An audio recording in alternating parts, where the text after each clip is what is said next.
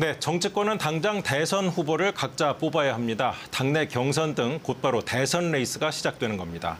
손서영 기자가 나와 있습니다. 네, 손 기자. 민주당은 조기 대선을 사실 당연히 할 거다 이렇게 생각하고 준비를 해오지 않았습니까? 그만큼 속도를 낼 수 있을 것 같습니다. 네, 당장 이재명 대표가 다음 주 중 대표직을 내려놓고 경선 후보 등록을 할 거로 보입니다. 당초 탄핵 선고 직후 대표직을 사퇴할 거란 전망도 있었지만 대선일 확정 후로 시점을 조율하고 있습니다.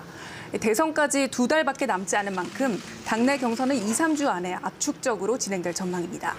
비명계 대권주자로 꼽히는 김경수 전 경남지사와 김동연 경기지사, 김부겸 전 총리 등이 경선에 나설 거로 보입니다. 네, 그런데 국민의힘은 상황이 좀 다르죠. 아무래도 기각에 기대를 걸었던 만큼 당장 경선을 시작하기는 어렵지 않을까 이런 생각이 드는데요. 네, 국민의힘은 거론되는 주자만 10여 명이 넘습니다. 김문수 고용노동부 장관이 있고요. 오세훈 서울시장, 홍준표 대구시장, 한동훈 전 대표, 안철수 의원, 유승민 전 의원 등이 나설 거로 보입니다. 그러나 탄핵 심판 과정에서 이 탄핵에 반대했던 주자들도 있고요. 당도 실망한 지지층을 추스르고 당내 찬반 의원들을 아우르는 시간이 필요할 거로 보입니다. 이르면 모레 열릴 의원총회에서 대선을 어떻게 치를 건지 논의가 될 것으로 보입니다. 네, 다음 주면 어느 정도 경선 구도가 잡히겠군요. 그럼 이번에 대선에 영향을 줄 변수를 한번 살펴봤으면 하는데 우선 이재명 대표는 사법 리스크 부담을 상당히 덜긴 했죠. 그렇습니다. 공직선거법 위반 항소심에서 무죄 판결을 받으면서 이 대표는 불확실성을 상당 부분 걷어냈습니다. 다만 대법원 상고심이 남아있고요. 위증교사 2심 선고와 다른 재판들도 있긴 합니다. 홍준표, 오세훈 시장도 이른바 명태균 게이트 의혹이 연루돼 있다는 의혹을 받고 있고요. 검찰은 오세훈 시장에 대해서 현재 강제 수사에 착수한 상태입니다. 네, 이번 대선 역시 중도층 표심이 가장 중요하지 않을까 싶은데 어떻습니까?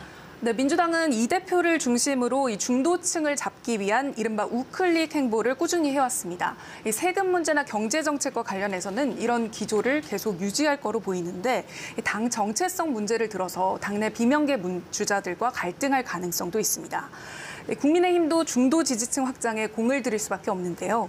그러려면 먼저 파면된 윤 전 대통령과 선을 그어야 하는 문제가 있습니다.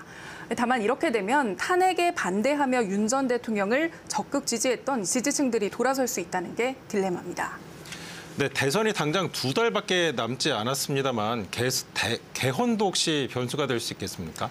네, 윤 대통령 파면으로 개헌론이 더욱 힘을 얻을 것으로 보입니다. 이재명 대표를 제외한 대부분의 대권 주자들이 이 방식은 다르지만 공개적으로 개헌 필요성을 언급하고 있는데요.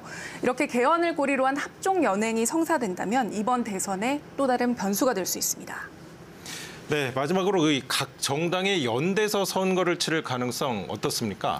네, 대부분의 여론조사에서 이재명 대표가 독주를 하고 있다는 것은 모두가 인정하는 부분입니다.